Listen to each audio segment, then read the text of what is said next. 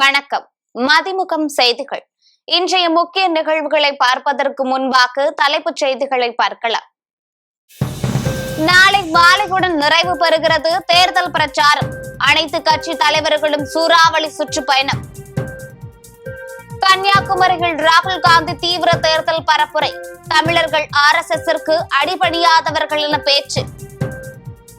பட்டாசு விபத்து தொடர்பாக உயர்நீதிமன்ற கிளை தாமாக முன்வந்து விசாரணை. ஏன் இன்னும் இழப்பீடு வழங்கப்படவில்லை என நீதிபதிகள் கேள்வி. தோல்வி பயத்தில் ஒன்றிய பாஜக அரசு செயல்படுகிறது. பாஜக அட்டூழியத்திற்கு மக்கள் தக்க பதிலடி கொடுப்பார்கள் என முதலமைச்சர் மு.க.ஸ்டாலின் கண்டனம். விஜய் மனைவி சங்கீதா தொடர்ந்த விவாகரத்து வழக்கு ஜூன் 15ஆம் தேதிக்கு ஒத்திவைப்பு.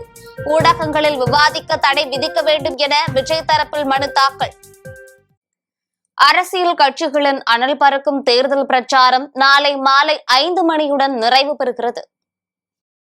தமிழக சட்டசபை தேர்தல் 23ஆம் தேதி நடக்கிறது. 234 தொகுதிகளில் மொத்தம் 4023 வேட்பாளர்கள் களத்தில் நிற்கின்றனர். திமுக, அதிமுக, நாம் தமிழர், தவேக என 4 முனை போட்டு நிலவி வருகிறது. தேர்தலில் போட்டியிடும் வேட்பாளர்களுக்கு வாக்களிக்க 5,73,43,291 பேர் தயார் நிலையில் உள்ளனர். இந்த முறை 100% வாக்கு சதவீதத்தை எட்டுவதற்கு தேர்தல் ஆணையம் தகுந்த விழிப்புணர்வு பிரச்சாரங்களையும் முன்னெடுத்துள்ளது. தேர்தல் நெருங்கி வருவதால் அரசியல் கட்சி தலைவர்கள் தீவிர பிரச்சாரம் மேற்கொண்டுள்ளனர். தமிழகம் முழுவதும் வீதி வீதியாக பிரச்சாரம் நடந்து வருகிறது. முதலமைச்சர் மு.க.ஸ்டாலின், அதிமுக பொதுச் செயலாளர் எடப்பாடி பழனிசாமி, நாம் தமிழர் கட்சி தலைமை ஒருங்கிணைப்பாளர் சீமான், தவேக தலைவர் விஜய் ஆகியோர் தீவிர வாக்கு சேகரிப்பில் ஈடுபட்டு வருகின்றனர். இதற்கிடையே அரசியல் கட்சிகளின் அனல் பறக்கும் தேர்தல் பிரச்சாரம் நாளை மாலை 5 மணியுடன் ஓய்கிறது. முதலமைச்சர் மு.க.ஸ்டாலின் தான் போட்டியிடும் கொளத்தூர் தொகுதியில் பிரச்சாரத்தை நிறைவு செய்கிறார். அதேபோல் எடப்பாடி பழனிசாமி சேலம் எடப்பாடி தொகுதியிலும், விஜய் சென்னை நந்தவனத்திலும் பிரச்சாரத்தை நிறைவு செய்கிறார்கள். தேர்தல் பிரச்சாரம் ஓய்ந்தவுடன் வாக்குப்பதிவுக்கான ஏற்பாடுகளை தேர்தல் ஆணையம் மேற்கொள்ள இருக்கிறது.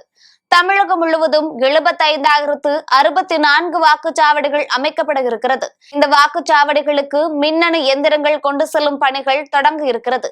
வீடு வீடாக பூத் ஸ்லிப் வழங்கும் பணியும் தொடங்கியுள்ளது. இதற்கான பணிகளை தேர்தலுக்காக நியமிக்கப்பட்ட ஊழியர்கள் மேற்கொள்ள இருக்கிறார்கள்.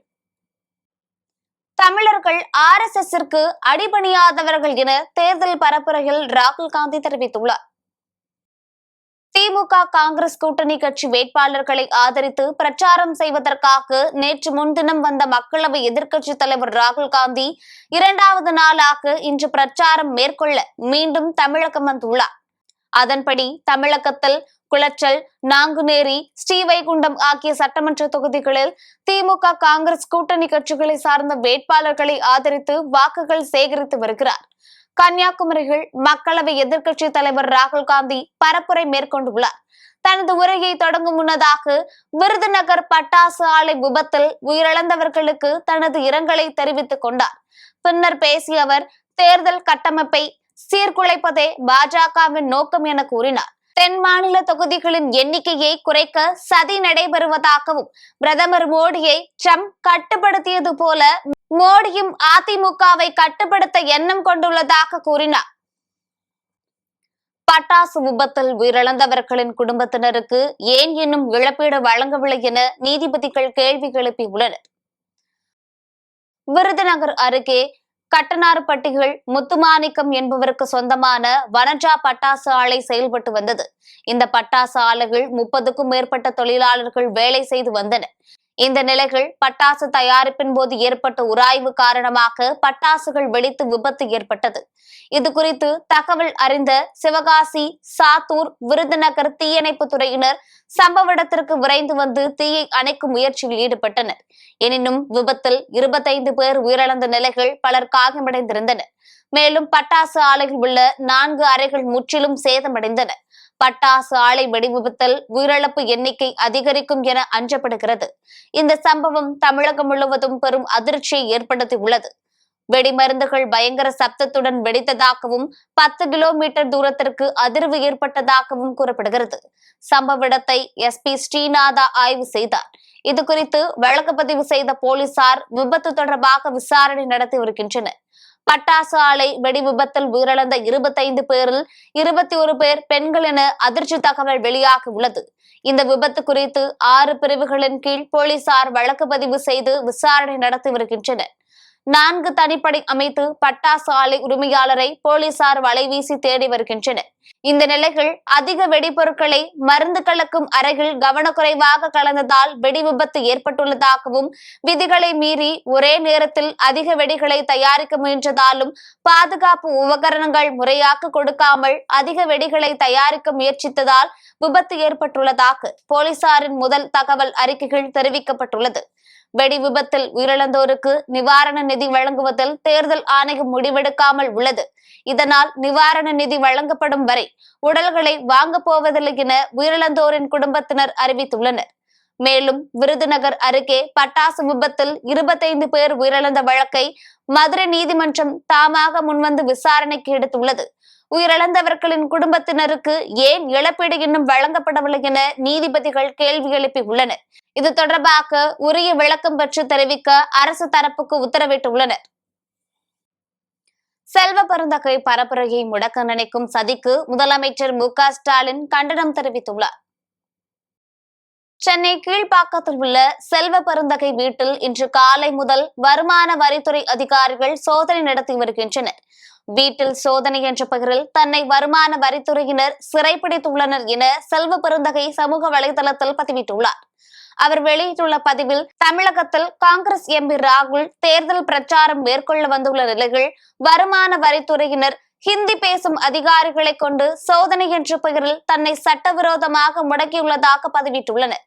இந்த நிலையில் இது குறித்து ஸ்டாலின் தனது கண்டனத்தை பதிவு செய்து இருக்கிறார்.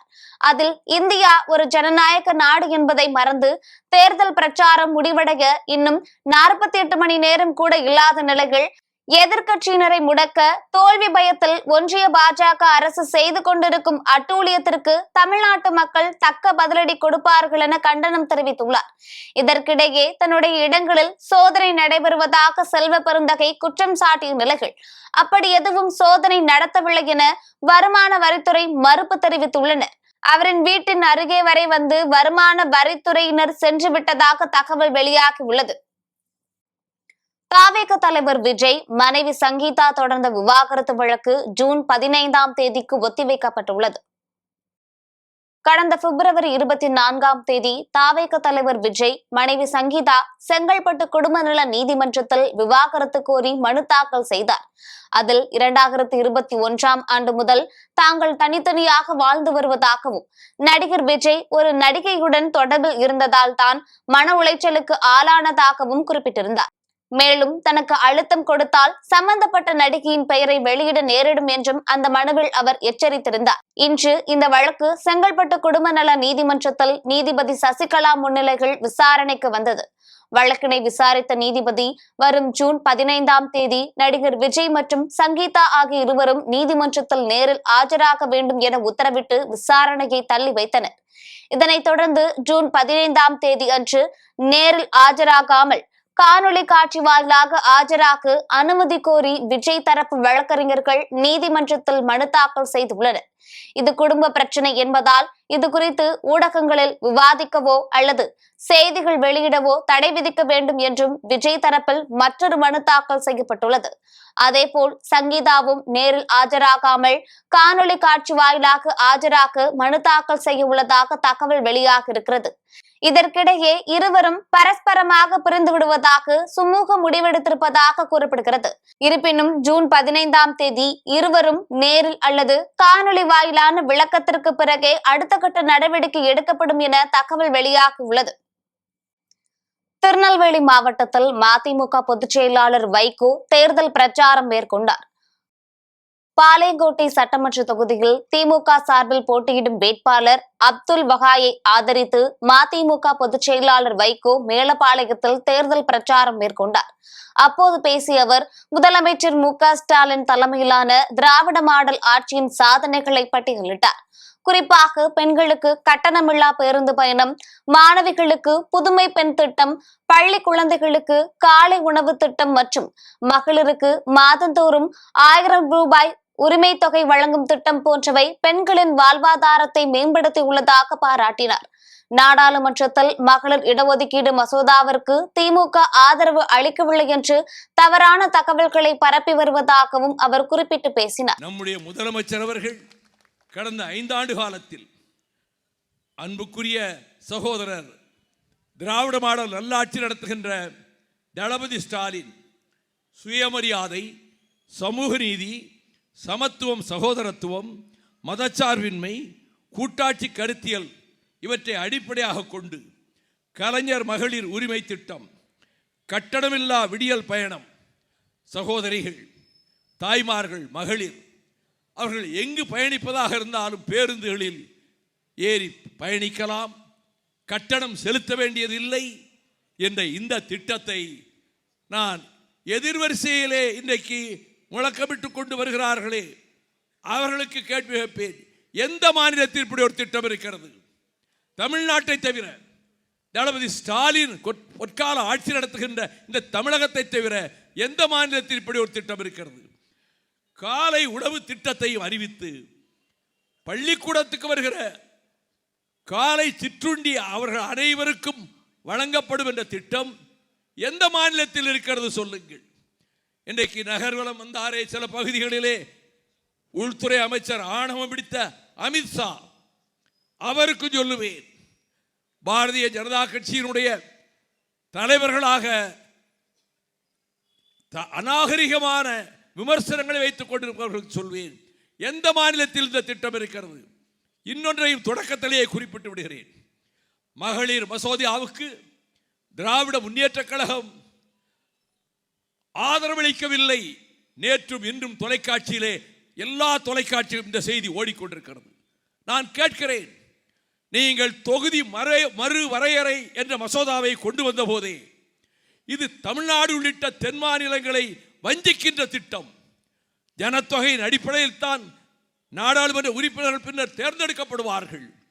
இன்றைக்கு 543 எம்பிக்களை கொண்டிருக்கக்கூடிய லோக்சபா 888 எம்பிக்களை கொண்ட லோக்சபாவாக மாறும். 243 எம்பிக்களை கொண்டிருக்கிற ராஜ்யசபா 384 எம்பிக்களை கொண்ட ராஜ்யசபாவாக மாறும். இதுதான் தொகுதி மறுவரை என்ற மசோதா. இந்த மசோதா நிறைவேற்றப்பட்டால், இந்த மசோதா நிறைவேறினால் கடுமையாக தமிழகம் வஞ்சிக்கப்படும். உத்தரப்பிரதேசமும் மத்திய பிரதேசமும் பீகாரும் அந்த கவு பெல்ட் என்று சொல்லப்படுகிற அந்த கங்கை நதி தீரத்திலே இருப்பவர்கள் நினைத்தாலே ஆட்சி அமைத்துக் கொள்ளலாம். நம்முடைய ஆதரவு தேவையில்லை, தென் மாநிலங்கள் ஆதரவு தேவையில்லை.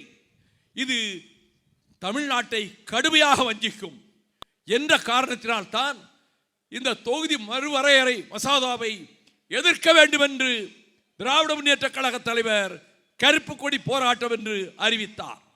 வீதிகளெங்கும் கருங்கொடிகள் உயரட்டும் என்று அறிவித்தார். நான் கேட்கிறேன் பிரதம மந்திரி நரேந்திர மோடி அவர்களை, இந்த மசோதாவை மட்டும் தானே நீங்கள் தாக்கல் செய்திருக்க வேண்டும்? எவ்வளவு வஞ்சக நோக்கத்தோடு மகளிருக்கு இத்தனை இடங்கள் என்று ஒதுக்குகிற மசோதாவை இதோடு சேர்த்து ஏன் இணைத்தீர்கள்? சென்னை தியாகராய நகர் உஸ்மான் சாலையில் லலிதா ஜுவல்லரி நிறுவனத்தின் 63வது கிளை இன்று கோலாகலமாக திறக்கப்பட்டது. 4 தளங்களை கொண்டு மிக பிரம்மாண்டமாக உருவாக்கியுள்ள லலிதா ஜுவல்லரிகள் முதல் 2 தளங்கள் பிரத்யேக தங்க நகைகளுக்காகவும், 3வது தளம் வைர நகைகளுக்காகவும், 4வது தளம் சில்வர் நகைகளுக்காகவும் பிரத்யேகமாக வடிவமைக்கப்பட்டுள்ளது. வாடிக்கையாளர்களுக்கு தேவையான அனைத்து வசதிகளுடன் இந்த புதிய கிளை திறக்கப்பட்டிருப்பதாக லலிதா ஜுவல்லரி நிர்வாக இயக்குனர் கிரண்குமார் தெரிவித்துள்ளார். மிக பிரத்யேகமான நகை ரகங்களை புதிய கிளையில் அறிமுகப்படுத்தியிருப்பதாகவும், அதற்கான பிரத்யேக வடிவமைப்பாளர்களை கொண்டு நகைகள் விற்பனைக்காக காட்சிப்படுத்தப்பட்டிருப்பதாகவும் அவர் தெரிவித்தார். எந்த நகை கடைகளிலும் இல்லாத வகையில் மிக மிக குறைந்த சேதாரத்தில் தங்க நகைகளும் வைர நகைகளும் விற்பனை செய்யப்படுவதாக நிர்வாக இயக்குனர் கிரண்குமார் தெரிவித்துள்ளார். இந்த கடை ஆரம்பம் இன்னைக்கு. ஸோ நீங்கள் எல்லாரும் வாங்க. இப்போ வந்து நியூ ஸ்டைல் இப்போ என்ன பண்ணியிருக்கோன்னா, லலிதா ஜுவல்லரி அங்கே டிஸ்பிளே வந்து ரொம்ப ஓல்டு, அது ஆல்ட்ரேஷனும் பண்ண முடியல. ரினோவேஷன் பண்ண போனால் எந்த ஃப்ளோர் பண்ணுறது, எப்படி பண்ணுறது, ஒரே படிக்கட்டு தான் இருக்குது, ஒரே லிஃப்ட் தான் இருக்குது. ஸோ இங்கே வந்து 2 லிஃப்ட் இருக்குது, 2 படிக்கட்டு இருக்குது, நல்லா டிஃப்ரெண்ட்டாக இருக்குது. இது ரொம்ப பெரிய ஷோரூமாகவே இருக்கும் டி நகரில். ஸோ நீங்கள் எல்லோரும் வாங்க, எல்லாமே வர வைக்கிறேன் நான். நிறையா ஜுவல்ஸ் இருக்குது, நிறையா புது ஐட்டம். இப்போ நீங்கள் கேட்குறது லலிதா ஜுவல்லரி வந்து ஃபேன்சி ஐட்டம் இல்லை 100% இப்போது ரொம்ப வித்தியாசமான ஐட்டம் இங்கே வச்சுருக்கோம். நிறையா டிசைனர் டீம், ஒரு 300 பேர் டிசைனரை ஹையர் பண்ணி ஒரு பீஸ் டிசைன் பண்ணுறோம். எந்த கடையில் இருக்காத ஜுவல்லரி நம்ம லலிதா ஜுவல்லரியில் இருக்கோம். அதே கம்மி சேதாரமில் இருக்கும். ஸோ நீங்கள் கம்பேர் பண்ணி பார்க்கலாம். வேறு எது கேள்வி வேணால் கேளுங்க சார். எப்படி சார் ரொம்ப கம்மி சேதாரம் நம்ம கடையில் மட்டும் இருக்குது, மற்ற இடத்துல இல்லை சார், நாங்கள் கம்மியாக செலவு பண்ணுறோம். நாங்கள் பிராண்ட் அம்பேசடர் இல்லை, நானே பேசுகிறேன், நானே டிவியில் வர்றேன், நானே பேசுகிறேன். அந்த காசு மிச்சமாச்சா இல்லையா? அதே டிஷர்ட் தான் போடுறேன். நான் கோட் ஷூட் போட்டு எதுவுமே பெருசாக பண்ணுறது இல்லை. பழைய கார் 1996 வாங்கின கார் தான் இப்போ வச்சுருக்கேன். ஸோ செலவு கம்மி பண்ணால் தான் கம்மியாக கொடுக்க முடியும். செலவு ஜாஸ்தி பண்ணால் சார்ட்டர்ட் ஃப்ளைட் இல்லை, எக்கனாமிக் கிளாஸில் தான் போகிறேன், பிஸ்னஸ் கிளாஸில் போகிறதில்லை. ஸோ அதெல்லாம் நானே அது மாதிரி ஆரம்பிச்சேன்னு வச்சுக்கோங்க. அப்போ நானும் அதே சேதாரம் தான் போட்டே ஆகணும். அதனால் கம்மியாக சேதாரம் போகிற காரணம் என்னென்னா கம்மி செலவு. ஓன் மேனுஃபேக்சரிங் ஃபேக்ட்ரி எல்லாம் வச்சுருக்கோம், இண்டஸ்ட்ரீஸ் இருக்குது. கிட்ட 2000 பேர் ஒர்க் பண்ணுறாங்க. அங்கே 2 lakh ஸ்கொயர் ஃபீட்டில் இருக்குது. எல்லா ஐட்டம் மேனுஃபேக்சர் பண்ணுறோம். நிறையா புது டெவலப்மெண்ட் பண்ணிகிட்ருக்கோம். நெய்வேலி சட்டமன்ற தொகுதியில் போட்டியிடும் தமிழக வாழ்வுரிமை கட்சி வேட்பாளர் திருமாவளவனின் படிவம் C1 பார்க்கலாம்.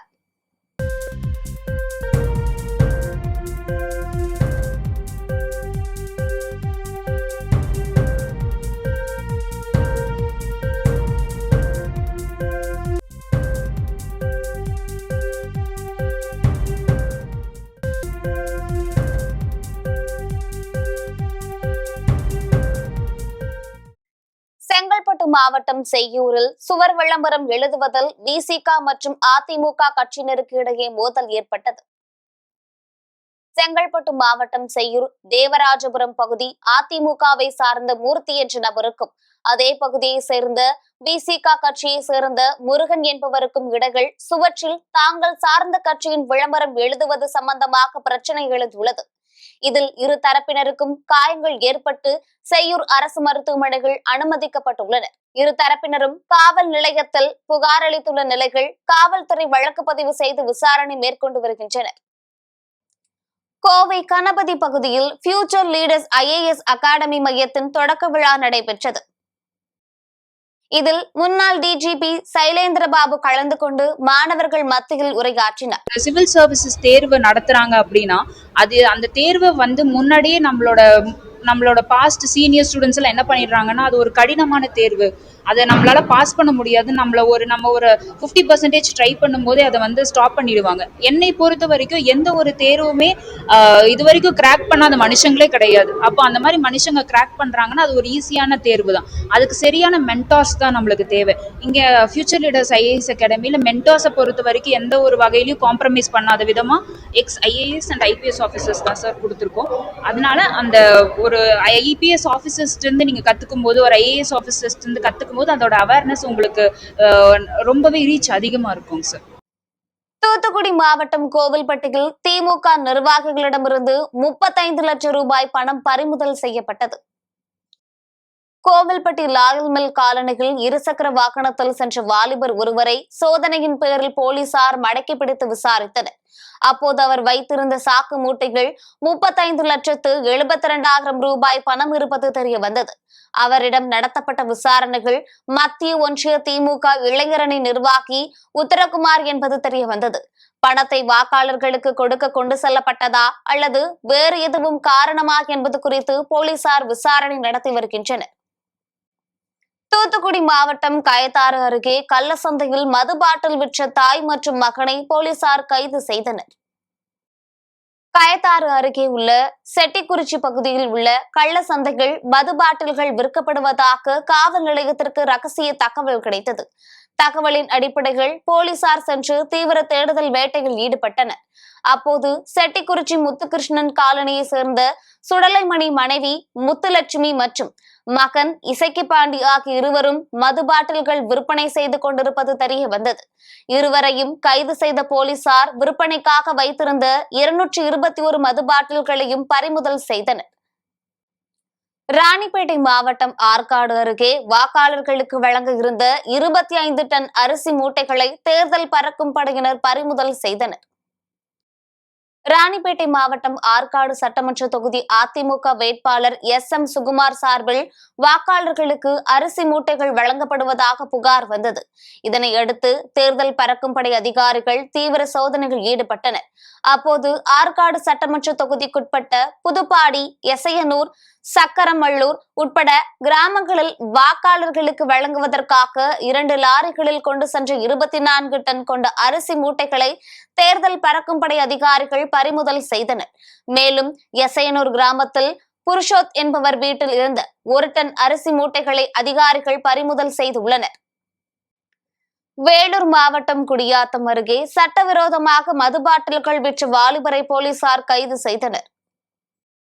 வேலூர் மாவட்டம் குடியாத்தம் அடுத்த தட்டப்பாறை பகுதியில் சட்டவிரோதமாக மது பாட்டில் விற்பதாக போலீசாருக்கு புகார் வந்தது.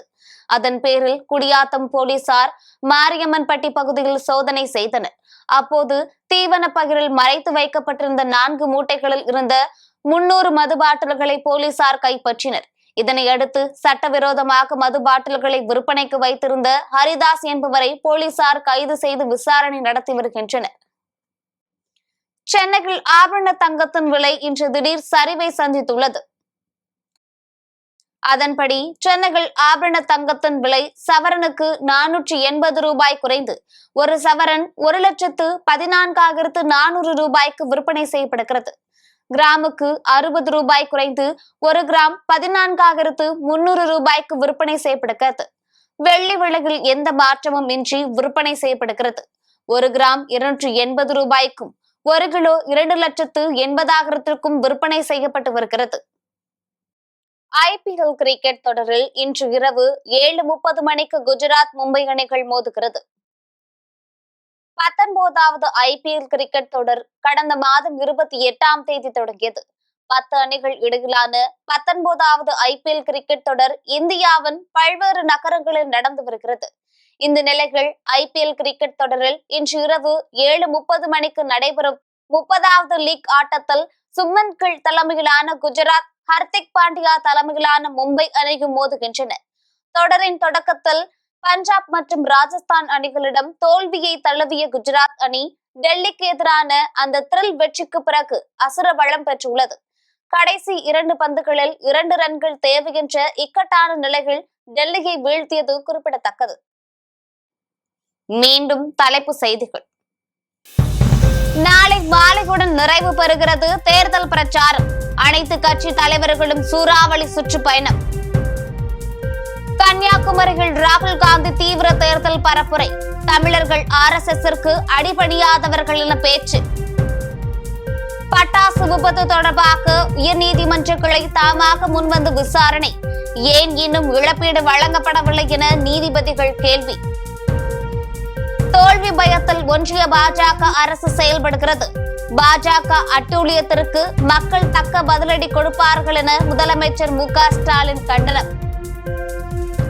விஜய் மனைவி சங்கீதா தொடர்ந்த விவாகரத்து வழக்கு ஜூன் 15ஆம் தேதிக்கு ஒத்திவைப்பு.